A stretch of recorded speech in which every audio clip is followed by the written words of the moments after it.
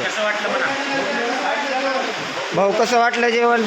लय भारी साहेब. एवढं जेवण, एवढी थाळी आणि एवढं मटण आपल्या शेतकरी दाव्यामध्ये पानगावला आणि रेल्वे पटरीच्या अलीकडून क्विक एक सेकंदाच्या 1 मिनिटाच्या अंतरावर असा आम्हाला अनुभव झाला नव्हता. एवढं अनलिमिटेड थाळी तुम्ही आम्हाला देताल.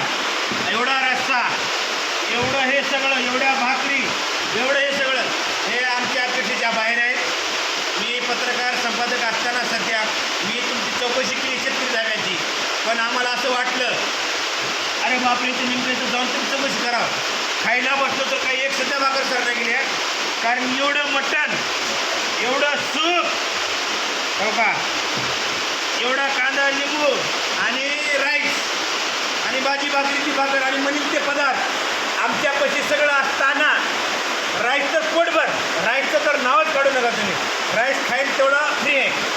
असं आम्हाला आनंद वाटला. इथे येऊ नका, प्रसाद चालू आहे. मी पत्रकार असून या नात्यानं मी लातूर जिल्ह्याचा आणि परभणी जिल्ह्याचा नेतृत्व मी सांभाळतो. तरी असं मला एवढं वाटलं नाही. इथं ठवारा मटण एवढ्या आणि स्वस्तमध्ये 250 रुपये अनलिमिटेड थाळी, नो चॅलेंज.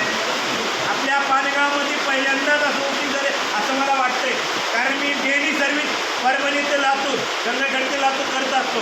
पण मला एवढे 250 रुपये एवढं पोटभर जेवण भेटेल माझी अपेक्षा नव्हती. मी स्वतः संपादक आहे आणि पत्रकार आहे.